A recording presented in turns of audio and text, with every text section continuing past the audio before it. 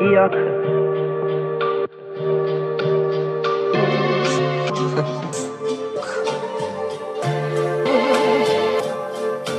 Yuck. The look of love is in your eyes. A look, your smile can't disguise.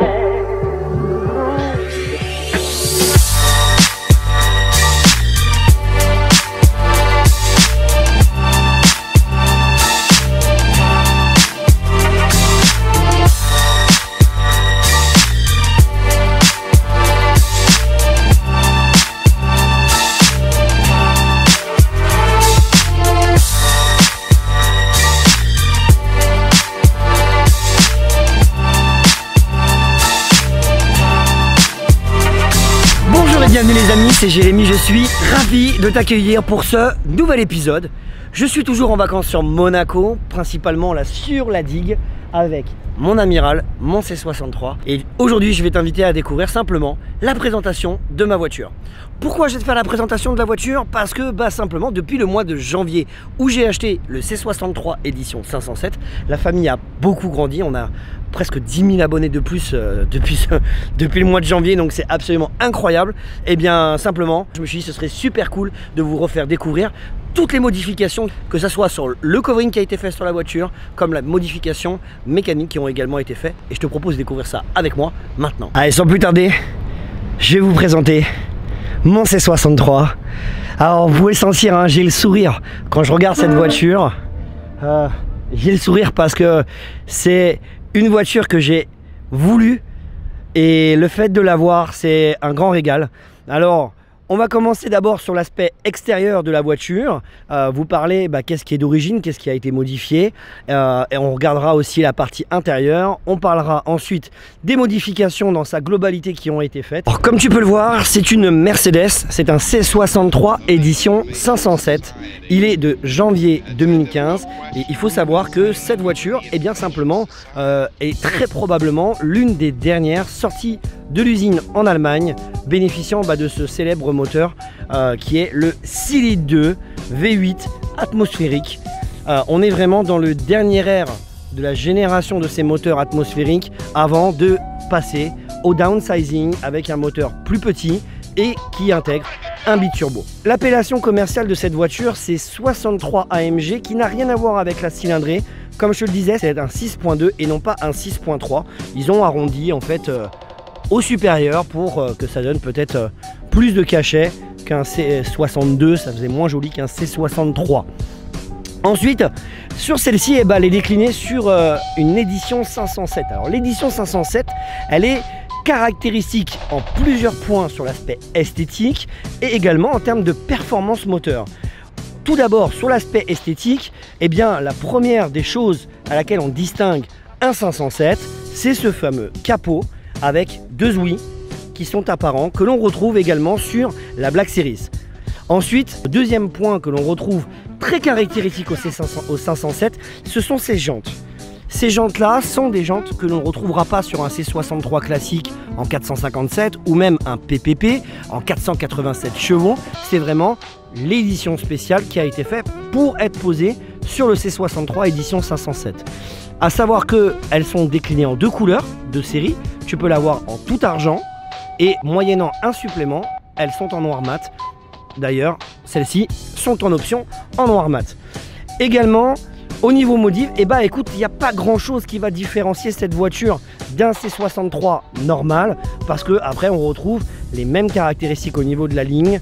La petite lame ici n'est pas en carbone puisqu'il n'y a pas de pack carbone extérieur sur cette édition 507 et ce n'est même pas une option qui est proposée au catalogue. Tu ne peux pas avoir un pack extérieur carbone, ce sera forcément le béquet ici qui sera en noir laqué et également les rétros qui seront en noir laqué. Également au niveau châssis, il faut savoir que un C63 édition 507 n'a pas les mêmes composants de châssis qu'on va retrouver sur un C63. Le gros inconvénient d'un C63 classique, c'est que c'est une voiture qui est très lourde et qui fait un petit peu paquebot. C'est-à-dire que quand tu roules un petit peu fort, elle a tendance un peu à tanguer de l'arrière. En même temps, c'est une propulsion, donc ça joue aussi de l'arrière. Et du coup, ça peut amener une certaine insécurité au passager lorsque tu es à son bord. L'avantage du 507, c'est que là, tu as un châssis qui est un peu plus rigide, avec des suspensions un peu plus fermes, qui te permet notamment, lorsque tu veux rouler un petit peu fort, d'avoir quand même un vrai confort d'utilisation lorsque tu veux driver avec. On va parler un petit peu de ce moteur sur ce C63. C'est ce qui fait l'arme, c'est ce qui fait le charme de cette voiture. C'est aussi pour ça qu'on l'aime. C'est ce qui fait aussi sa sonorité qui est atypique. C'est un moteur donc W204, c'est son appellation technique. Donc AMG a une philosophie, c'est One Man, One Engine. C'est-à-dire que sur chaque moteur AMG, tu vas retrouver cette petite plaque, peut-être c'est un peu chaud, fabriquée par l'ingénieur. C'est-à-dire que c'est un ingénieur qui a assemblé l'intégralité du moteur à la main. C'est ce qui fait la signature de ces moteurs mythiques chez AMG. Ce moteur là, son appellation technique, c'est le W204, c'est à dire que c'est un moteur de 6 litres 2 atmosphérique, il n'y a pas de turbo et c'est un V8, donc 4 cylindres à gauche, 4 cylindres à droite. Bref, je vais pas te faire un cours de mécanique, mais voilà un peu la gueule du moteur. Donc c'est un gros moteur. C'est aussi une grosse voiture. Quand je dis c'est une grosse voiture, c'est que cette voiture, elle pèse plus de 2 tonnes 2. Donc autant dire avec un passager et des conducteurs, tu peux vite monter à 2 tonnes 3, 2 tonnes 4. Donc c'est une voiture qui est quand même très lourde, très imposante. On va passer maintenant à l'intérieur de ce C63. Le 507 a quelques options qui sont caractéristiques de cette voiture que l'on retrouve exclusivement sur un 507. Notamment la première des choses, c'est ce très beau volant qui est en tout Alcantara. Ça c'est le volant typique du 507 et il est accompagné de ce pommeau ici même avec le petit logo AMG qui est la signature du 507 à l'intérieur. Ensuite, celle-ci dispose en option d'un cuir designo full noir avec siège chauffant électrique. Elle dispose également en option ici même du pack carbone, donc on retrouve sur la partie des portes et également sur la console de bord ici même, qui est aussi en carbone. Au niveau de la sonorité, quand tu veux cruiser avec les potes, vous savez, pour ceux qui me suivent sur Instagram, je vous partage énormément de playlists et de sons que j'écoute au quotidien. Rien de mieux que de l'Harman Kardon, comme ça les enceintes elles sont nickel. Petit détail également qu'on retrouve sur le 507 aussi, c'est ce compteur. Le compteur est sensiblement le même qu'un C63, la seule différence, ce sont ces petits anneaux rouges que l'on retrouve exclusivement sur le 507. Ensuite après, l'intérieur est exactement à l'identique d'un classique C63, qui soit berline, qui soit break, qui soit coupé. Et j'oubliais également cette petite plaque caractéristique de l'édition 507, qui veut dire qu'on est bien dans une édition 507. Esthétiquement parlant, à l'intérieur, il n'y a pas grand chose de plus à te dire, hein, puisque ça reste la même base qu'un C63, mis à part ces quelques options qui sont, pour résumer, ici le capot avec les petites ouïes, les jantes de l'édition 507, le volant qui lui est en full Alcantara avec son pommeau, le cerclage des compteurs. Ce sont vraiment ces principaux détails qui fait qu'on reconnaît bien simplement un édition 507. On va parler maintenant du covering. Ce covering là, je l'ai créé, excusez-moi. Ce covering là, il a été conçu avec la collaboration de Nathan Haiti. Nathan Haiti qui est un designer. On avait créé à la base la Pocket Rocket. Donc là il faudra que tu remontes un peu plus loin dans mes vidéos, puisque c'est là où l'aventure a commencé sur les réseaux sociaux, sur YouTube notamment, avec cette vidéo que j'ai fait qui était le tuning à 1,90 € qui a plu à énormément d'entre vous. Et c'est ce qui, aujourd'hui je peux dire, est la vidéo qui m'a fait connaître sur les réseaux sociaux. Et du coup j'avais envie, avec cet A45, d'avoir quelque chose qui soit vraiment extrêmement différenciant, de pouvoir aller sur des événements comme le Car & Coffee à Brescia, comme également le Top Mark de Monaco, et d'avoir une voiture qui soit complètement différente de ce que l'on peut être amené à retrouver. Même si on la met au lot au milieu de plusieurs supercars, qu'elle soit complètement visible parmi toutes ces magnifiques voitures. Du coup, on a conçu ce super design qui est ici même.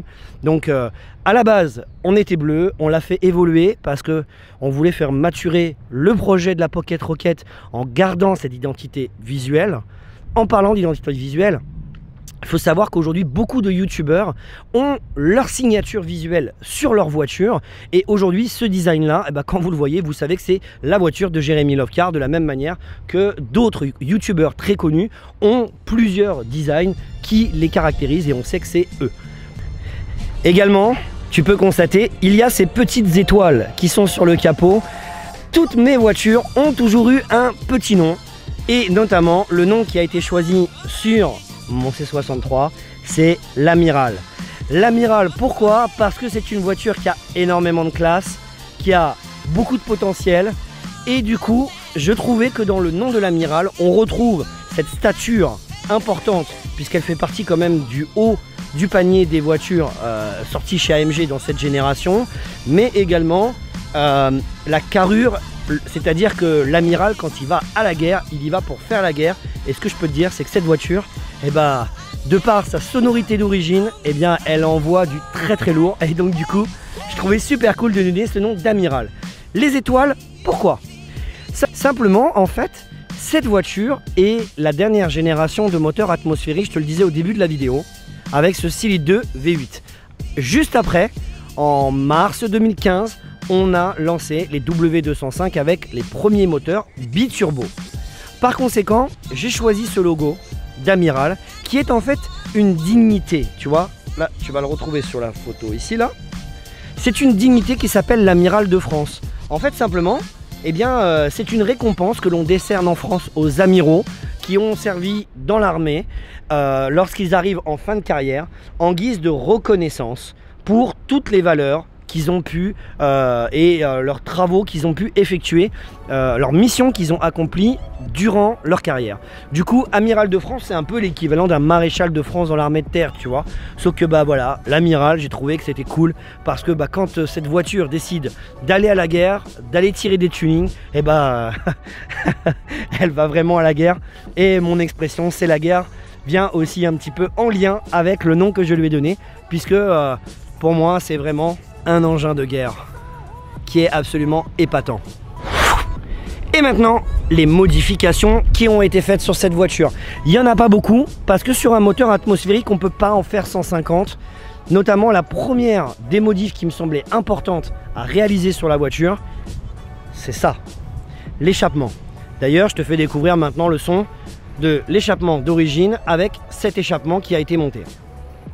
L'échappement qui a été monté, eh bien, comme tu peux le voir, c'est une full ligne Armitrix avec embout en titane, décatalysé complètement avec une reproc bien sûr, puisque bah, malheureusement, lorsqu'on a passé la voiture au banc, cette voiture ne sortait pas ses chevaux, elle sortait plutôt 487 chevaux alors qu'elle est censée en sortir 507.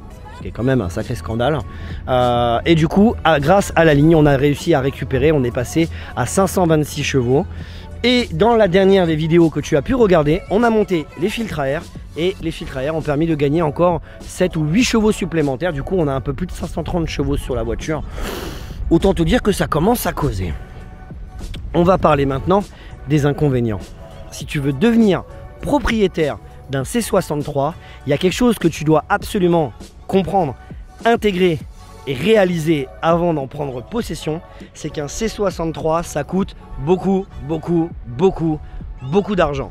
Ça coûte beaucoup d'argent à l'entretien, ça coûte beaucoup d'argent en consommation, puisque tu fais en moyenne entre 220 et 350 km en fonction de comment tu roules avec un plein d'essence. Sachant qu'un plein d'essence est aux alentours de 87 à 94 € en fonction du prix du litre d'essence. Donc autant te dire que quand tu passes régulièrement à la pompe, certes, ça fait un petit peu mal et l'entretien, les pièces, d'usure et autres sont un petit peu onéreux sur ce type de véhicule.